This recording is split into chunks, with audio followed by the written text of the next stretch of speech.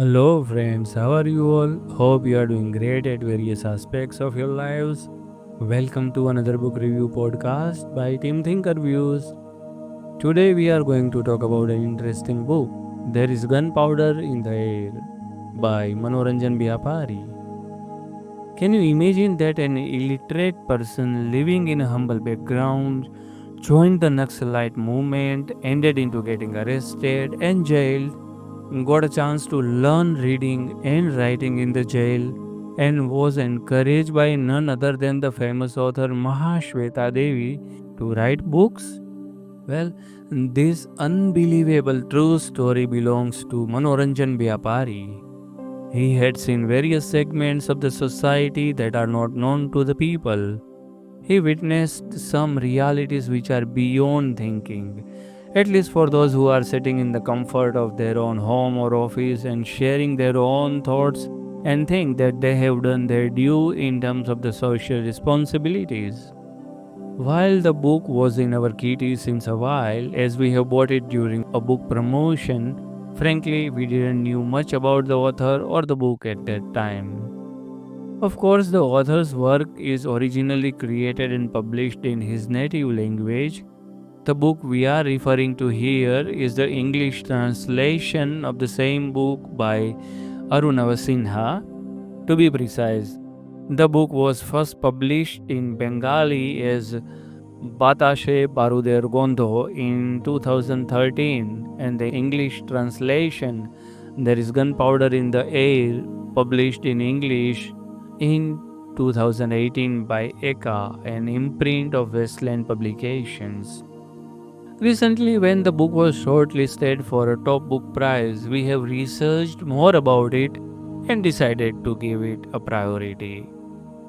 From Team ThinkerViews, I got a chance to read it, and here is my unbiased review for the same. Let us take a look at the cover page of There is Gunpowder in the Air by Manoranjan Byapari. Of course, a book cannot be judged only by its cover page, but one cannot deny the influence of the book cover in a remarkable number of book purchase and or reading decisions for sure. The cover page of the book uses the minimalistic theme with the maximum use of black and white color. As you can see in the podcast cover, the cover page has red color and it is used to make an impact. It is not easy to justify the title, There is Gunpowder in Air, on the book cover. The book tries to show a reflection of the jail environment. You can also see a cat. While it gives an eerie effect to the cover page, it doesn't go in sync with the title. But there is a chapter in the book, and its impact is seen in many parts of the story where the cat plays an important role. In those senses, we can say that the cover page remains faithful to the story. Overall, a simple cover page with an attractive theme that could attract a potential reader. Now, let us take a bird's eye view of the story. It all starts with Vishweshwar Mukherjee's appointment as the jailer of one of the sensitive jails of India. Mr. Mukherjee is in the last stage of his career and is quite watchful. He doesn't want to be associated with anything that can affect his impression or career record. Actually, most of the government officers play safe in the last few years of their service. It is considered unwise to invite any unwanted trouble at this stage. It can lead to some consequences that almost everyone at this stage of their lives no one wanted to entangle with. While the jailer is the superior authority of the jail, there are some things he needs to be aware of. And the jailers are keep getting transferred to one jail from the other or from another post in the department. But some staff members stay there for longer. The jailer needs to keep a good rapport with them all, along with the prisoners too. The jail where Mr. Mukherjee got his posting is quite sensitive as some people associated with Naxalism are kept there. They are intelligent, sharp, educated, and determined. While they are found very cooperative so far, it is assumed that sooner or later an attempt to free them from the jail would happen. What will the jailer do here? Will any such attempt actually take place? Or it was just an assumption? How are the things functioning in jail?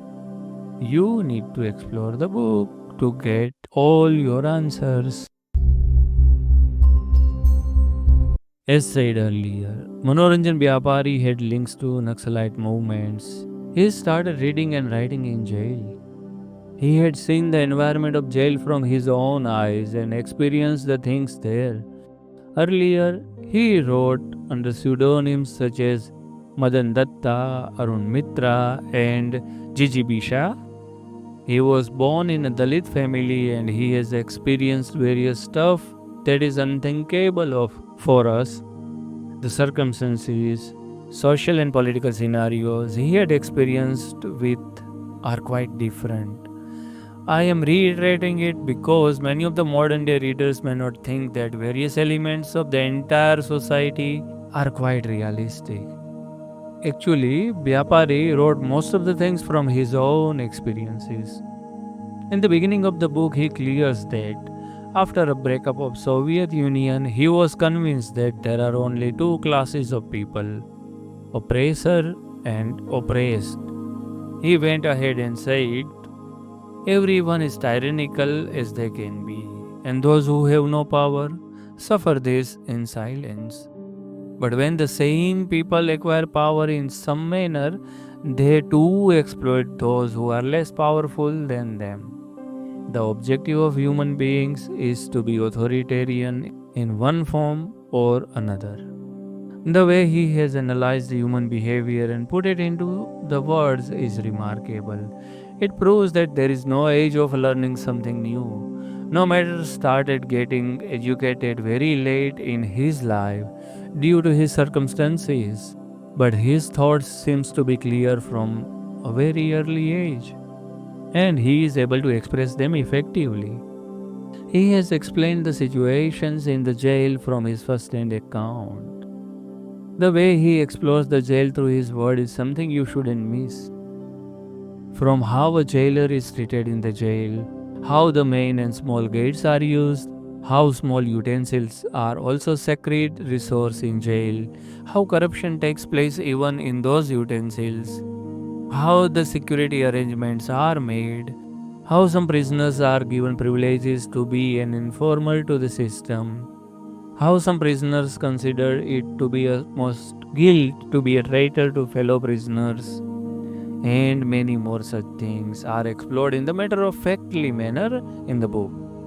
Of course, we cannot vouch or authenticate the details, but whatever is available in the media authenticates the stuff. The deteriorating conditions of jails are mentioned by the author in plain simple words. Quoting from the book, no jail in the country is a secure fort now.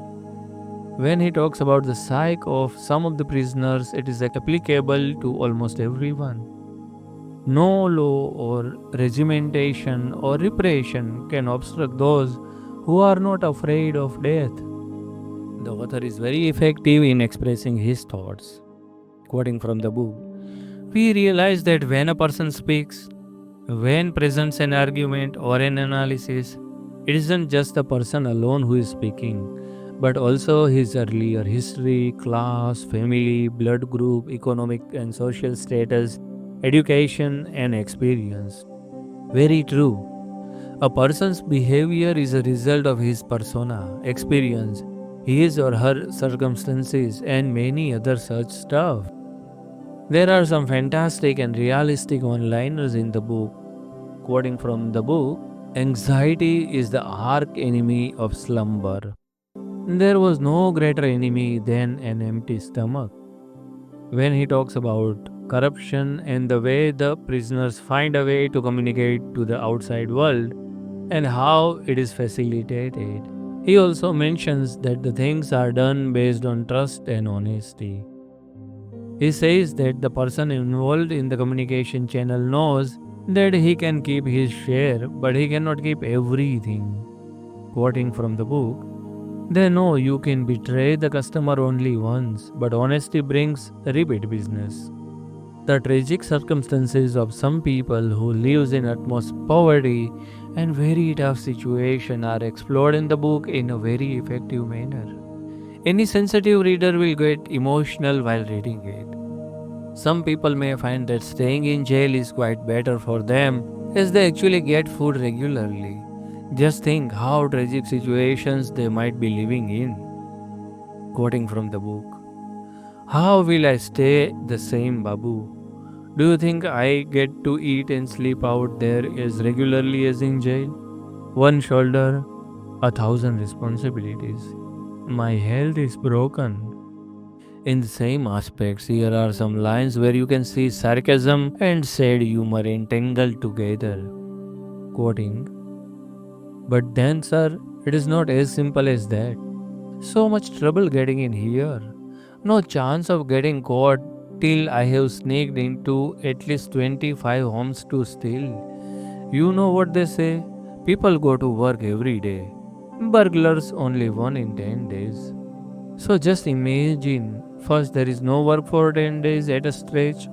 Even if I get caught, some of them just beat me up instead of handing me over to the police. How do I get to jail then? His tragic life is explained, then the entire conversation is depressingly showing the mirror of the society and circumstances he lived in. In the same aspect, quoting from the book again, hunger could rob a person of all love and affection and sympathy and make them inhuman. Could a mother abandon her baby otherwise? Some lines spread wisdom along with, all human beings make mistakes. Only the devil does not. A true human being learns from his mistake and chooses the correct path. The way the concept of Amdani is explored in the book is interesting. The book also explores the difference in upper and lower class of people, the imbalanced environment of the social tapestry, and its role in various crimes. Quoting, so many people don't get even a mouthful to eat, while so many others who have never shed a drop of sweat in their lives earn millions. They spend thousands of rupees every day without a second thought.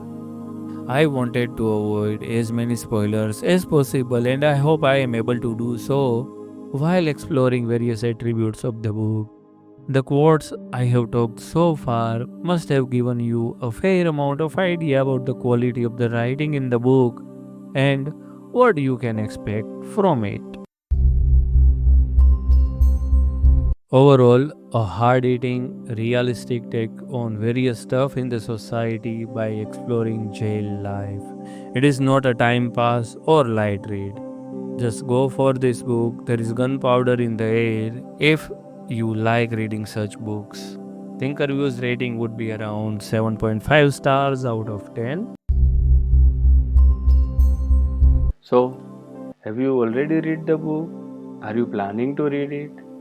What do you think about this book review? Do you find it helpful in deciding whether to go for the book or not? Please do share your genuine remarks via comments below.